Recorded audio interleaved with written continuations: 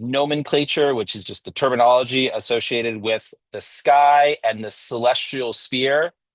Think of that as the way that we're going to map things in the sky. Essentially, this is like almost like latitude and longitude, ways that we can describe locations. For example, the location of a star or the location of a constellation, for example. All right. We're also going to talk about a little bit about moon phases, although we're going to get more into that in chapter 3. There's a little bit of a crossover. And we're also going to touch on the history of astronomy in this chapter.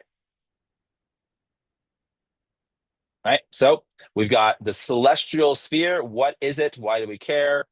The movement on the sphere. So things like planets, the sun, how do they move through the sphere? The stars remain fixed. And then we'll talk about solar system models.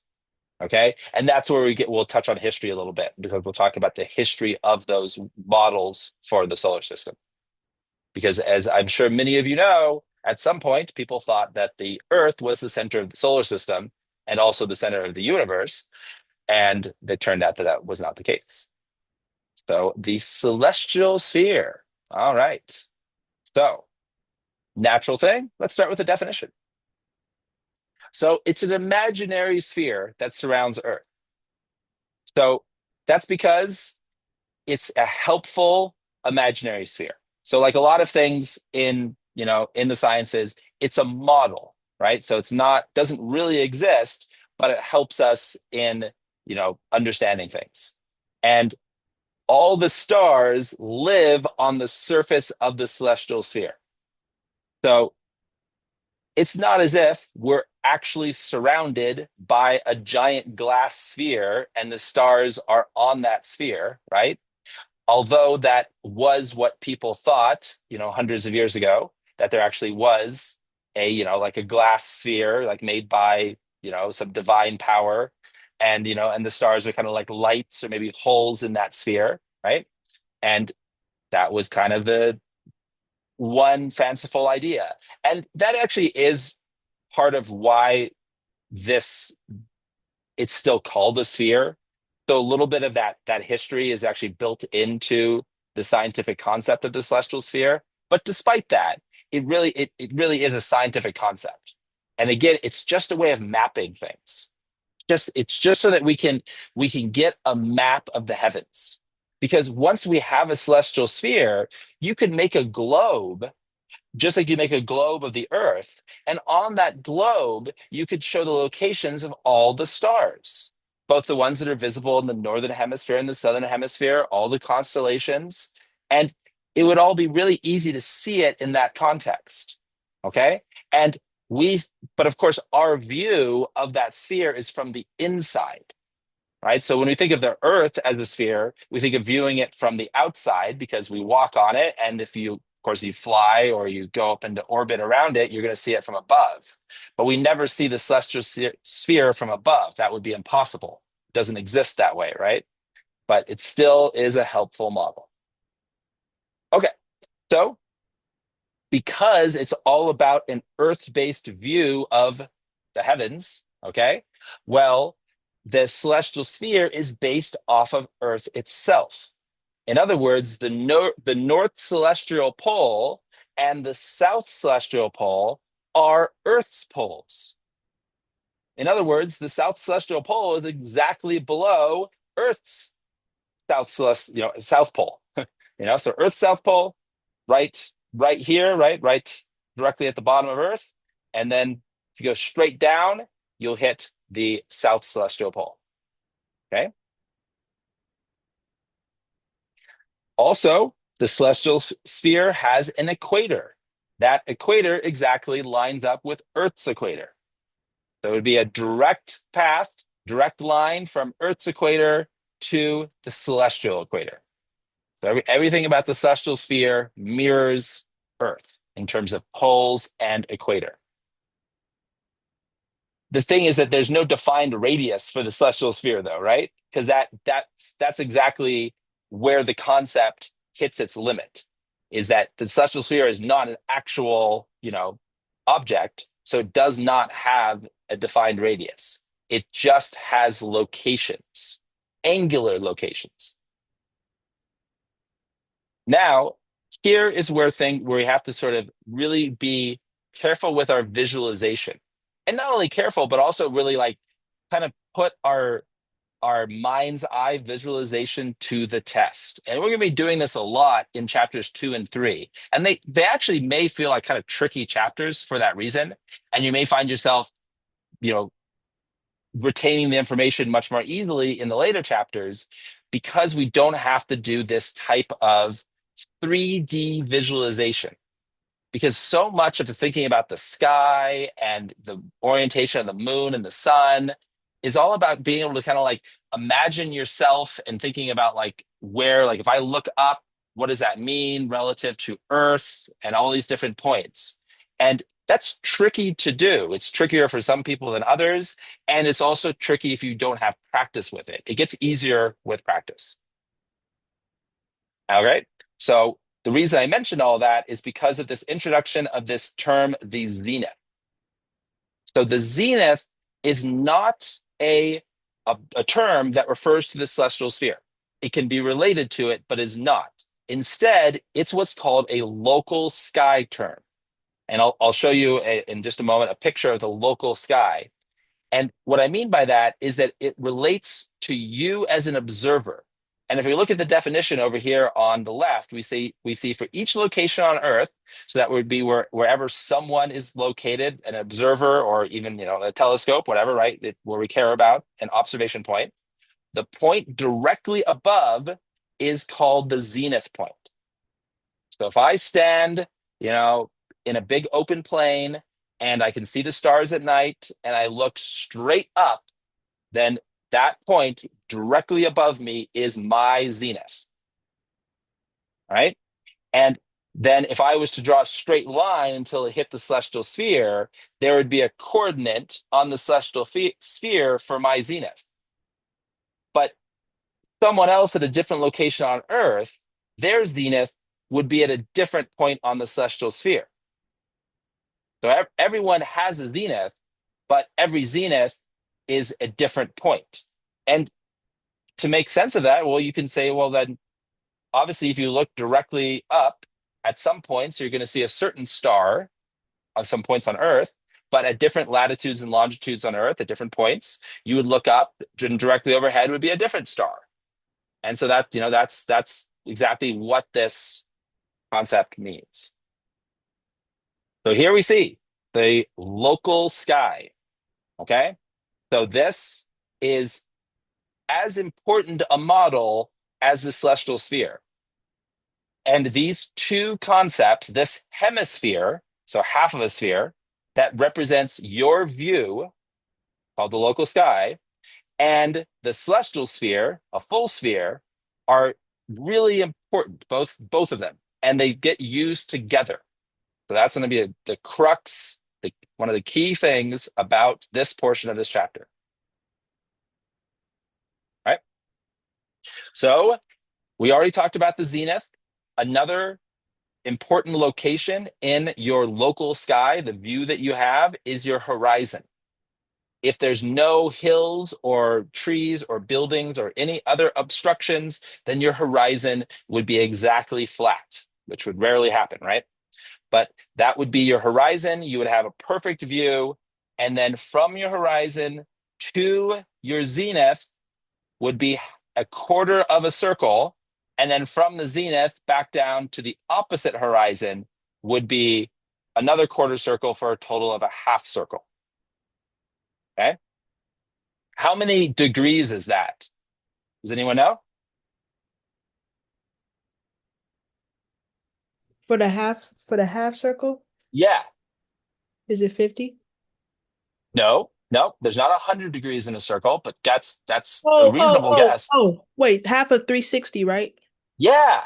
I don't know how to do the math for that, but whatever that is. Like, 180. Yeah, oh, okay. 180. Yep. Yep. Yeah, just think like, like it cut off the zeros and then it becomes like 9, because then it's like 9, 18, 27, 36. It's all just multiples of 9. but they're, in this case, they're multiples of 90. So 90 for a quarter circle, 180 for a half. All right, awesome. And we will definitely be talking about degrees. I, you might be thinking, didn't he promise that we wouldn't do any trigonometry? That's still true. We don't do any calculations with the degrees. We just talk about them as coordinates, but we never actually do anything with them. I think you might have to do like the Pythagorean theorem, but that's it. You never have to actually find an angle given the sides of a right triangle.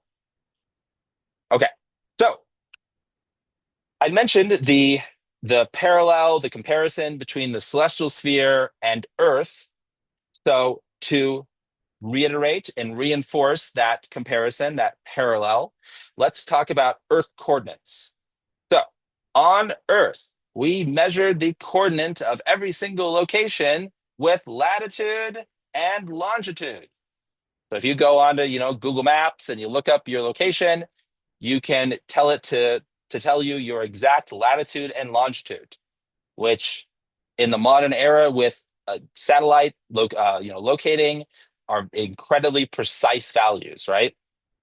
Although it was not that long ago that they're very hard to obtain. And like I was recently reading a book about the Mason-Dixon line and how difficult it was to make a straight line across territory in in that case the late 1700s. So it's so now we just take that sort of stuff for granted. We know exactly where things are. But important is just that those are coordinates, and it's so just kind of like an x and y pair is a coordinate on a Cartesian plot, or just an XY graph. The latitude longitude is a coordinate on the surface of a sphere, in this case, Earth. Okay. Latitudes, are all measured relative to the equator. What you might not know is that latitudes can be both positive and negative. That's how they're defined. So when you're above the equator, that's a positive latitude. The largest value is 90 degrees, so which is the North Pole. And below the equator is negative, which you can all see in the figure. And if you hit the South Pole, you'd be at negative 90. That would be the latitude. Longitudes are measured the other way, right? They're measured in the direction of Earth's rotation.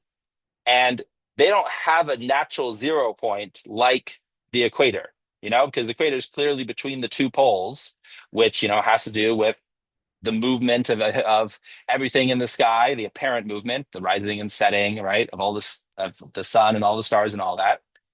But what do you choose for longitude? Well, historically, it was chosen, a particular location was chosen, which is the prime meridian. And you can see that it runs through England. And that was just because of the importance of the Royal Society, which was a group of scientists that kind of started a little bit before Newton, but then really got really established in the era of Newton in the late 1400s, early 1500s, and just because of that, and also because of the colonial power and the subjugation of people by the English and the power they had at the time, they said, "Hey, we make the rules. We're going to choose our country as the 0 point," and it'd be too cumbersome to change it at this point, so we just stick with that being the agreed upon 0.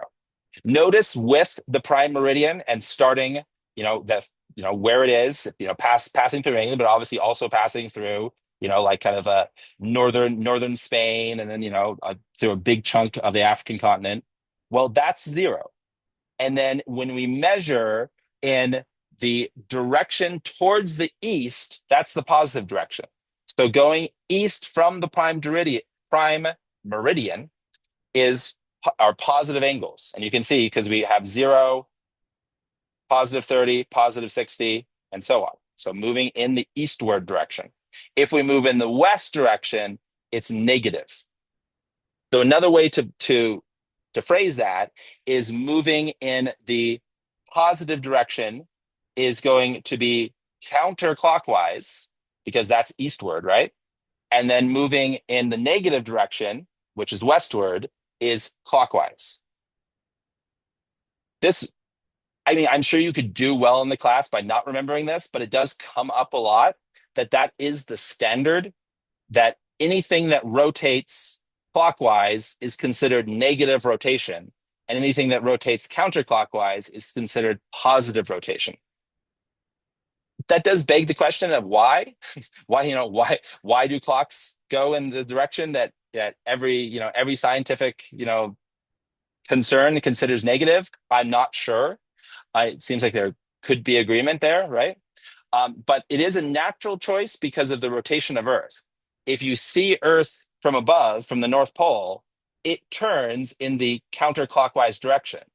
Also, all of the planets, as seen from above the plane of the solar system, all orbit the sun in the counterclockwise direction. So that's the dominant direction of motion, is counterclockwise. So that's why we call it the positive direction. Okay, so all that aside, check time here. Okay, so we got a little bit less than 10 minutes left. We have established latitude and longitude, these 2 points, ways to define a point on Earth. Well, they have equivalents on the celestial sphere, but not the same names. And on the one hand, you might say, it's just the habit of people, renaming things, overcomplicating, but also it's a bit of a natural choice because there are some key differences between the celestial sphere and what it means to have a reference, especially in terms of the reference point that's the equivalent of the prime meridian. Because kind of neat with the celestial sphere, there's a more natural choice for the zero on the equivalent of longitude, and we'll get to that in just a second. But before we do, we want to talk about the equivalent of latitude, which in celestial coordinates is called declination. That's the term you see right here, declination.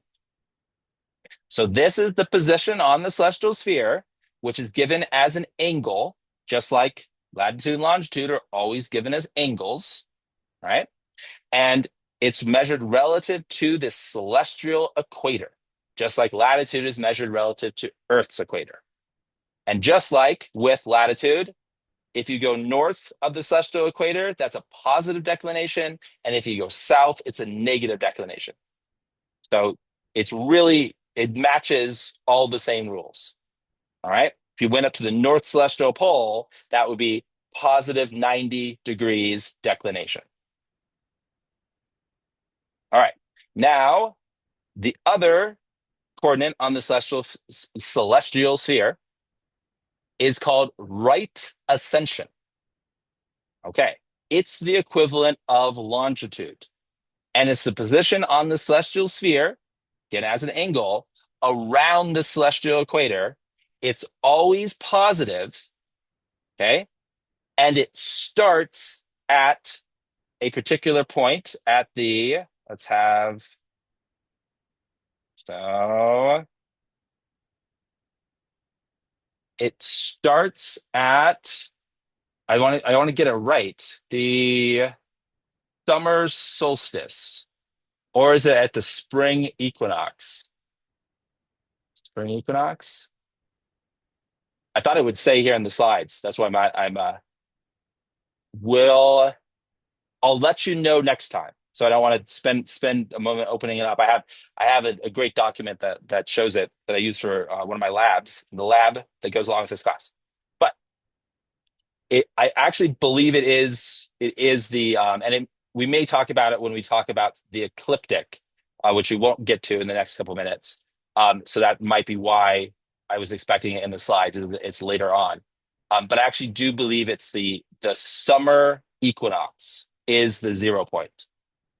All right. So, but we'll come back to that. Stick a pin in it for now. But there is a particular point, and if you're wondering how a day of the year can represent a point on the celestial equator, well, that would be a good thing to wonder.